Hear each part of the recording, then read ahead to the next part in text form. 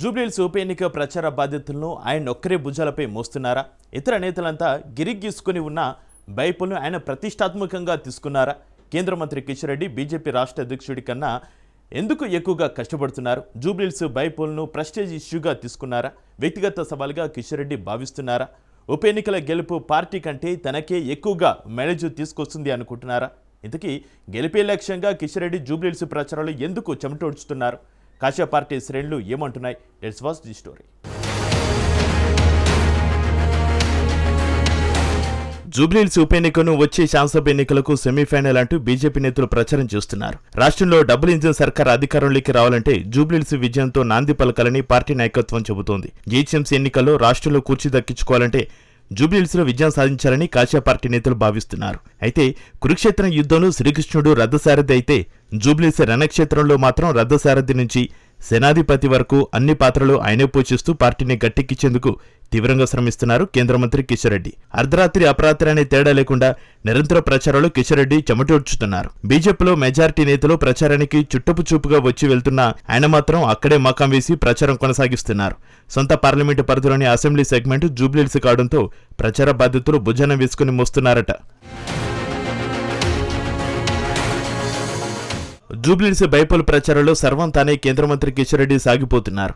కేంద్ర మంత్రి గల్లీ గల్లీ ఇల్లు ఇల్లు తిరుగుతూ ప్రచారం చేయడం చూసి జూబ్లీహిల్స్ ఓటర్లు ముక్కున వేలు వేసుకుంటున్నారట. మరోవైపు ప్రచారంలో అధికార కాంగ్రెస్ ను గత 10 ఏళ్లు అధికారంలో ఉన్న బీఆర్ఎస్ పై తనదైన శైలిలో విమర్శనాస్త్రాలు సంధిస్తూ ఎన్నికల్లో గెలిపే లక్ష్యంగా కిషన్ రెడ్డి అడుగులు వేస్తున్నారు. అందరినీ కలుపుకుంటూ పోతూ అన్ని వర్గాల మద్దతు కూడగడుతూ కిషన్ రెడ్డి దూకుడుగా వెళ్తున్నారు. బీజేపీ అభ్యర్థి లంకల దీపక్ రెడ్డిని ఎలాగైనా గెలిపించాలనే లక్ష్యంతో వ్యూహాత్మకంగా వ్యవహరిస్తున్నారు. కమలానికి కలిసి వచ్చే ఏ ఒక్క అంశాన్ని వదలకుండా అధికార కాంగ్రెస్ పార్టీతో పాటు బీఆర్ఎస్ ను టార్గెట్ చేస్తూ ఆయన ప్రసంగాలు కొనసాగుతున్నాయి. ఓటర్లను ఆకర్షించేలా పెద్ద ఎత్తున ర్యాలీలు పాదయాత్రలు చేపడుతూ కాషాయ శ్రేణుల్లో జోష్ నింపుతున్నారు. జూబ్లీహిల్స్ ఉప ఎన్నికను కేంద్ర మంత్రి సికింద్రాబాద్ పార్లమెంటు సభ్యులు కిషన్ రెడ్డి ప్రతిష్టాత్మకంగా తీసుకున్నారు. ఈ ఎన్నికలో గెలుపు బాధ్యతను పార్టీ సైతం ఆయనపైనే ఉంచినట్లుగా సమాచారం. దీంతో కీలక నేతలు ప్రచారానికి ఎవరు వచ్చినా రాకున్నా వన్ మ్యాన్ ఆర్మీగా ప్రచారం చేస్తున్నారని ఆయన సన్నిహితులు చెప్పుకొస్తున్నారు.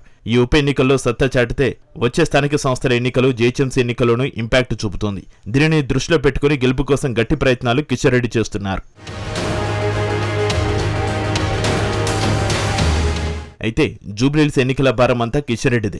అభ్యర్థి ఎంపిక నుంచి ప్రచారమంతా ఆయనదే అన్నట్లుగా సొంత పార్టీ నేతలు వ్యవహరిస్తున్నారని పార్టీలో గుసగుసలు వినిపిస్తున్నాయి. బీజేపీ అభ్యర్థి లంకల దీపక్ రెడ్డి నామినేషన్ ర్యాలీలో మేమంతా ఒక్కటే అనే కలరింగ్ రాష్ట్ర నేతలు ఇచ్చినా ఆ తర్వాత గట్టిగా ప్రచారం చేసిన నేతలే లేరని ఇంటర్నల్ టాక్ వినిపిస్తోంది. మరోవైపు పార్టీ ఆ నేతలను ప్రచారానికి పిలవడం లేదా లేక నేతలు పిలిచినా రావడం లేదా అన్న $1 మిలియన్ ప్రశ్న బీజేపీ కేడర్లో వ్యక్తమవుతుంది.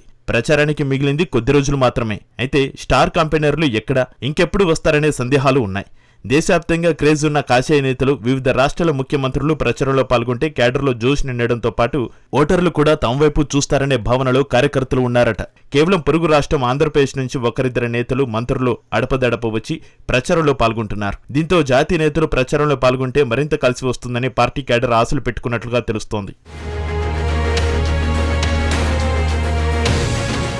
ఏది ఏమైనప్పటికీ జూబ్లీహిల్స్ ఉప ఎన్నిక ప్రచారం మాత్రం కిషన్ రెడ్డికి కత్తి మీద సాములా మారింది. బీజేపీ ఓటమి పాలైతే సొంత పార్లమెంటు పరిధిలోని అసెంబ్లీ స్థానాన్ని స్థానిక ఎంపీ కేంద్ర మంత్రిగా కిషన్ రెడ్డి గెలిపించుకోలేకపోయారు అన్న అపవాదు రాకుండా బీజేపీ గెలుపు కోసం రేయింబవళ్లు కష్టపడుతున్నారట. చూడాలి మరి కిషన్ రెడ్డి పడుతున్న కష్టం కమలం పార్టీకి విజయాన్ని అందిస్తుందా లేదా అన్నది.